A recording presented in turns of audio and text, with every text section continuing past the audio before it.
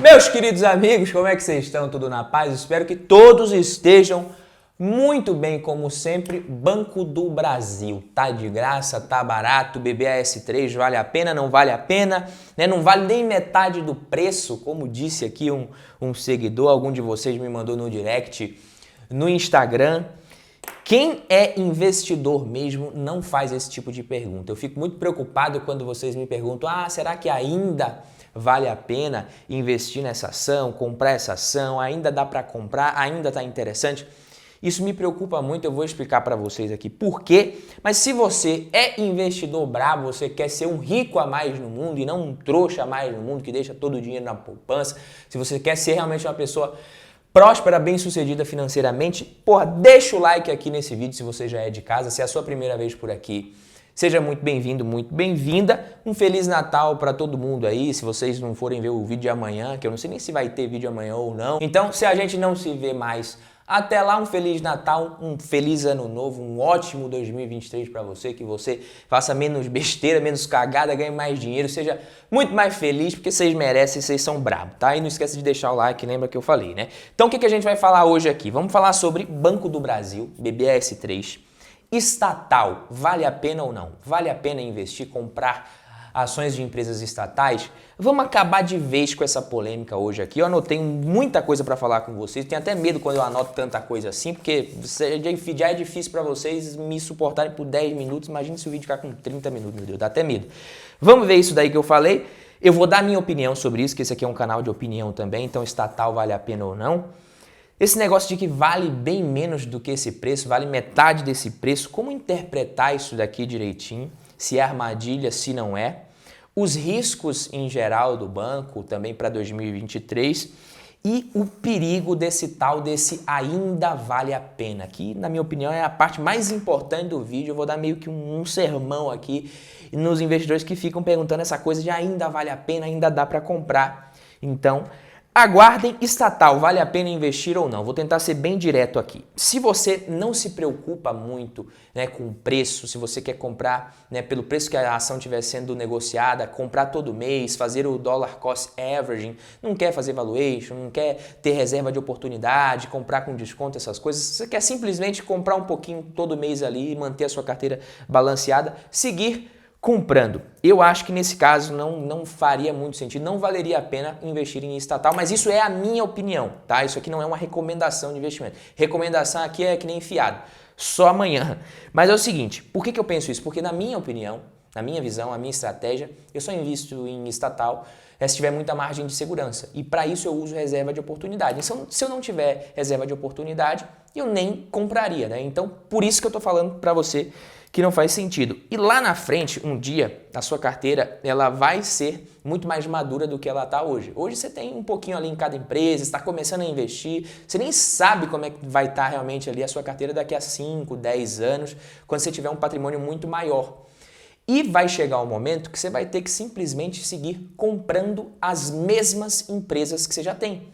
Você não vai poder colocar uma empresa nova todo mês na sua carteira, senão daqui a pouco vira uma coisa que não faz nem mais sentido mais. É melhor você comprar um ETF apenas e acabou. Então daqui a alguns anos seu patrimônio não vai ser mais de 1.000, 2.000, 3.000, 5.000, 10.000 reais. Você vai ter 100, 200, 300, 400, 1.000, 1 milhão, 2 milhões, 3 milhões, até mais. Eu torço que você fique bem rico. Mas assim, quando chegar a esse ponto, se você não tem reserva de oportunidade, você não gosta muito de ficar avaliando se a empresa dá cara, se não tá, não é do seu perfil isso daí, e você se incomoda muito com volatilidade, e as estatais geralmente são mais voláteis, uma ação quando ela representar ali 100, 200 mil na sua carteira ou até mais, e ela cair de 200 mil para 100 mil, talvez você não consiga separar, né, o desempenho de um ativo especificamente para o desempenho da sua carteira como um todo, e você vai se incomodar com aquilo, você vai querer vender aquela ação mais barata para comprar outra, para colocar o dinheiro em outra coisa, você vai conviver com isso, quando o ideal seria você fazer justamente o contrário. Então, se uma ação está barata ou não, não importa. Se ela está barata, mesmo que esteja, você tem que se perguntar o seguinte: eu vou investir nessa empresa no longo prazo? Vai ser uma ação que eu vou comprar, depois ela não vai estar mais barata, ela vai para o preço justo ali, eu vou continuar comprando, eu vou saber executar essa estratégia para que ela seja realmente uma ação da minha carteira? Se não, é melhor você ficar de fora de estatal. Mas esse negócio de que não vale a pena investir em estatal, isso é uma falácia. Vale a pena, agora tudo tem um preço, como eu falei para vocês, e para investir eu exijo margem de segurança. E agora vamos ver que história é essa da ação não valer nem metade do preço, como um seguidor falou para mim no Instagram, mandou um direct falando, essa ação do Banco do Brasil não vale nem metade disso daí, desse preço, louco é quem compra, eu não compro. Gente, ele estava usando um indicador para chegar a essa conclusão, eu expliquei para ele como é que funcionava e tal, ele entendeu, falou até, nossa, eu estava viajando, mas pô, se vocês querem analisar uma empresa, analisar os indicadores, chegar a uma conclusão, pelo menos vocês precisam saber o que aquele indicador indica, interpretar da forma correta. Hoje a gente tem o PVP de Banco do Brasil em 0,66. Isso não quer dizer que a ação não vale metade do preço, como o nosso amigo interpretou. Isso quer dizer que ela está sendo negociada a 0,66 vezes o valor patrimonial. Ela está quase pela metade do valor patrimonial, em tese. Seria tipo assim, ela vale o dobro quase. Se ela tivesse com PVP de 0,5, então essa ação vale mais do que o dobro, um PVP abaixo de 0,5 valeria mais do que o dobro do ponto de vista contábil.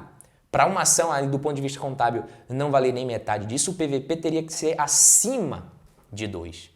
Então, pelo amor de Deus, se vocês querem interpretar os indicadores, faz a coisa do jeito certo. Procure entender exatamente o que cada um deles quer dizer. Eu já vou explicar o PVP mais em detalhes, mas quando uma ação está muito abaixo do valor patrimonial, o que a gente tem? Não necessariamente ela está muito mais barata.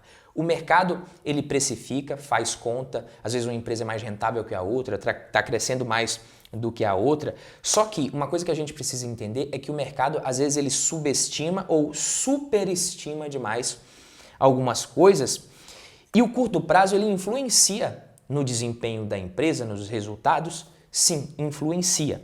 Tá? O cenário político, o cenário econômico atual, isso vai influenciar, pode impactar nos resultados de uma empresa como o Banco do Brasil, como qualquer outra empresa.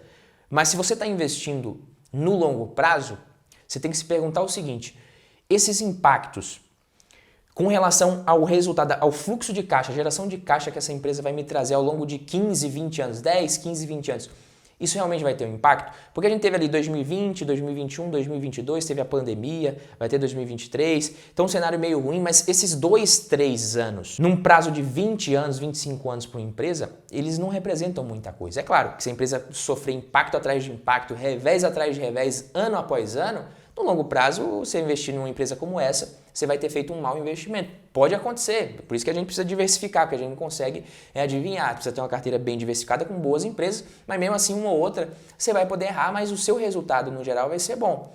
Mas o curto prazo não. Então, o que acontece muito com estatal e às vezes até com empresas que não são estatais?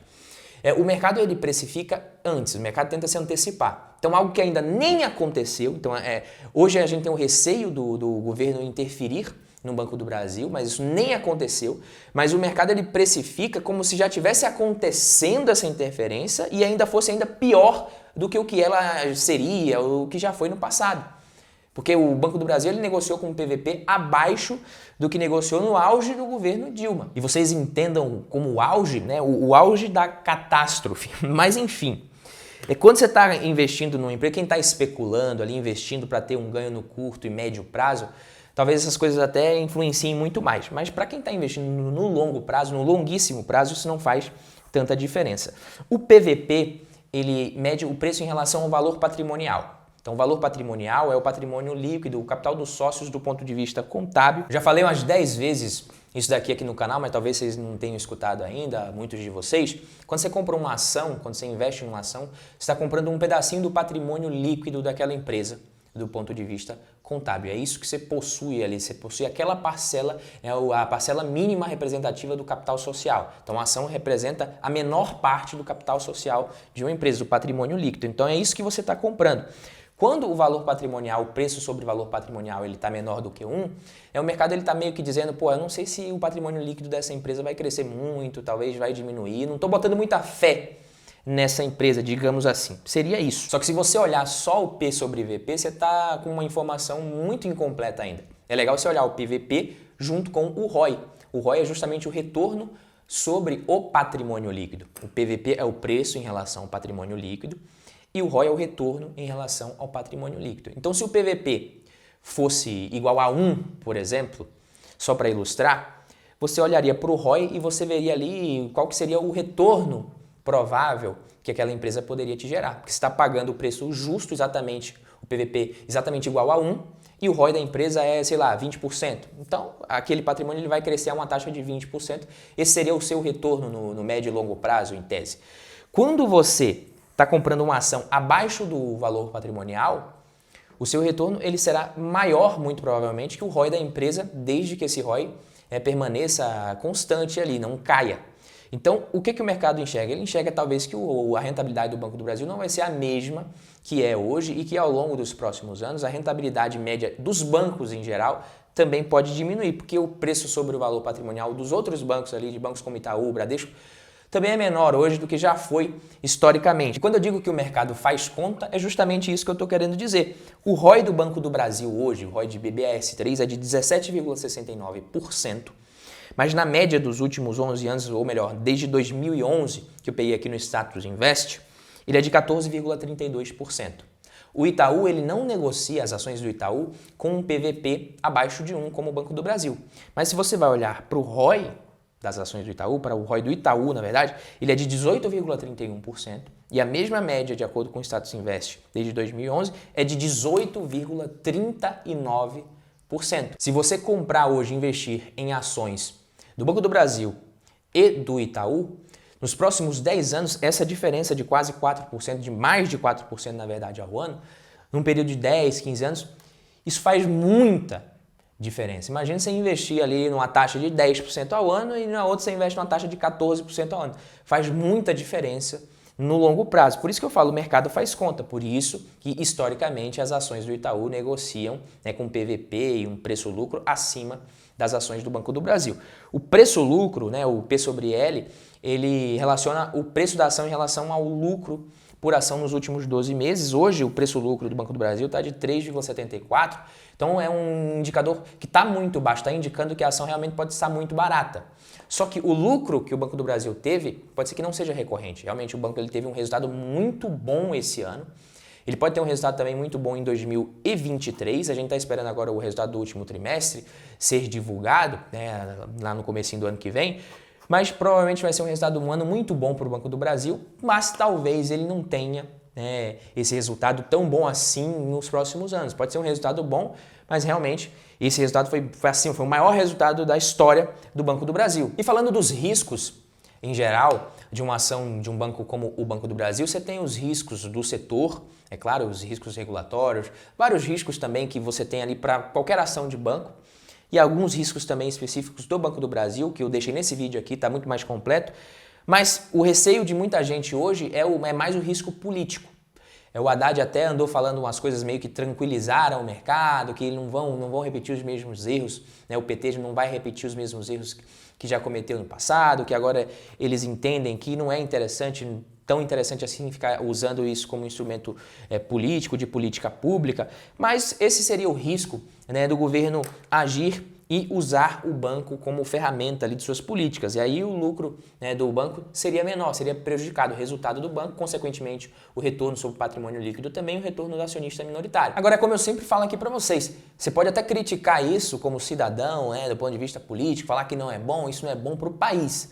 Mas como investidor, você não tem nenhum direito de achar ruim se isso acontecer, porque isso é um risco, já está precificado, você tem que fazer essa conta antes. Se acontecer, se não acontecer, beleza, é um erro, você tem que assumir a bucha e não ficar reclamando. Se lá na frente, daqui a 20 anos, você for se aposentar e o governo não quiser te dar sua aposentadoria do INSS lá, beleza, aí você pode até querer reclamar, não sei se vai adiantar ou não.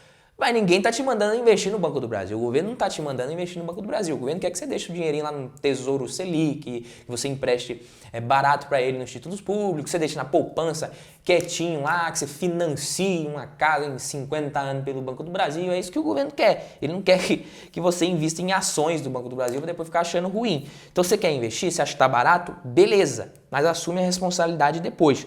Tá? E o perigo desse tal do ainda vale a pena é justamente esse. Por que eu me preocupo tanto quando alguém me pergunta, Badu, ainda vale a pena? Ainda tá barato? Quando você pergunta ainda, significa que você sabe que estava valendo a pena, que estava barato, mas você não comprou. E aí começou a subir e você quer saber se ainda vale a pena. Você percebeu que é perigoso isso? É uma ação que você nem tem tanto interesse. Você estava barato, eu nem queria. Aí começa a subir, você pergunta se ainda vale a pena. Você está mais com medo de ficar de fora de uma alta do que realmente interessado em comprar uma ação que vai compor a sua carteira no longo prazo. Então esse negócio é perigoso. Além disso, investir em ações dessa maneira, meus queridos, isso pode corroer muito o potencial de rentabilidade que você tem lá na frente. O retorno da sua carteira lá na frente pode ser corroído por esse tipo de investimento que você faz nessa pegada. Será que ainda vale a pena? Tá subindo, vou comprar, eu vou investir nas ações do hype. Por que eu tô falando que isso aí pode corroer? Porque, assim, eu vou contar uma história aqui pra você, vai parecer que não tem nada a ver no começo, mas depois vai fazer sentido. Você pode se ferrar muito comprando ações desse jeito, o investidor ele se ferra muito por quê? Imagina que você quer passar o 2023 agora, você vai começar o ano, você quer ter um corpo mais bonito, se alimentar melhor, praticar atividade física, porque você quer meter o shape, você quer ficar com um corpo bacana. Aí você vai procurar quem? Um educador financeiro? Óbvio que não. Você vai procurar um nutricionista, um personal trainer, um treinador, você vai procurar alguém ali para te falar como é que você faz para ficar bonito, para ficar com um corpo bacana. E aí você começa a treinar, você para de comer aquele tanto de besteira que você comia, porque você quer agora caber numa roupa que você não usa já faz 70 anos.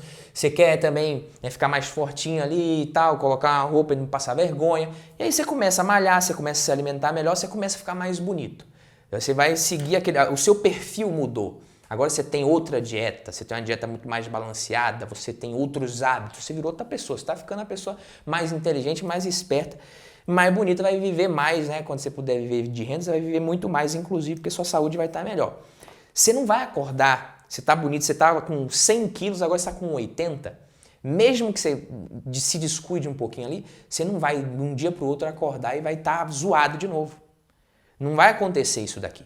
Não vai acontecer de uma semana para outra, você estava com o corpo trincado e ficou obeso. Isso não acontece.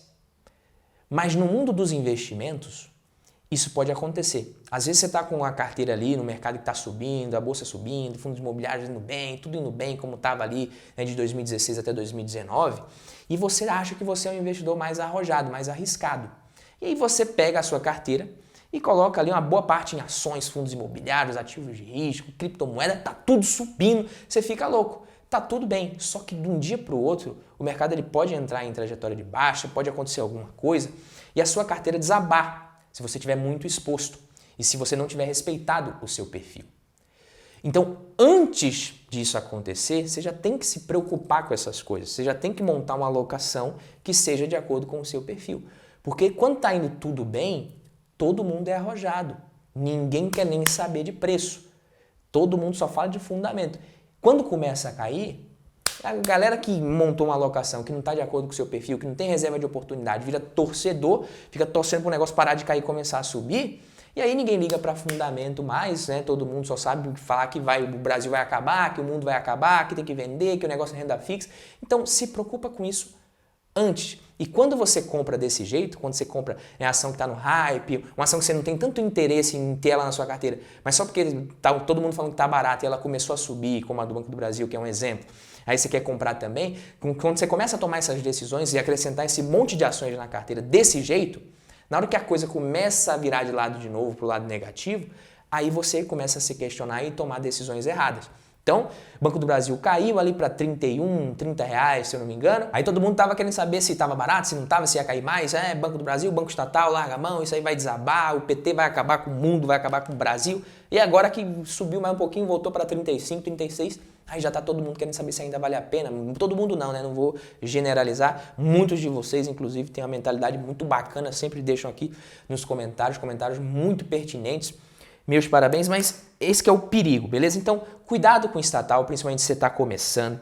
Cuidado com esse ainda vale a pena, esse medo de você ficar de fora numa alta de uma ação que às vezes não faz nem tanto sentido para você nem tem tanto interesse nela, em manter ela na sua carteira, mas só porque está subindo e você acha que está barato, está todo mundo dizendo que está barato. Aí você, de repente, fica interessado em colocar aquela ação na sua carteira e daqui a pouco você vai tirar de novo. Então lembra o que eu falei, daqui a 10 anos, daqui a 5, 10 anos, sua carteira ela vai estar madura, você vai ter que seguir comprando sempre as mesmas ações, os mesmos fundos imobiliários, você vai acrescentar um ativo ou outro uma vez ou outra, mas vai ser aquilo ali. Então só acrescenta na sua carteira o que você realmente pensa em manter no longo prazo, principalmente quando a gente está falando de renda variável, que são investimentos para longo e longuíssimo prazo. Beleza, meus queridos? Por hoje é só, fico por aqui. Quem gostou, senta o dedo no like se você já esqueceu de deixar esse like aí. Mais uma vez, Feliz Natal. Se inscreva no canal, que esse canal tem muito potencial de crescimento. Uma coisa é potencial de crescimento, outra coisa é crescimento, né? Igual nas ações. Mas ele não cresce porque você não se inscreve, pô. Então, se inscreva que a gente se vê no próximo vídeo. Tamo junto. Valeu, papai!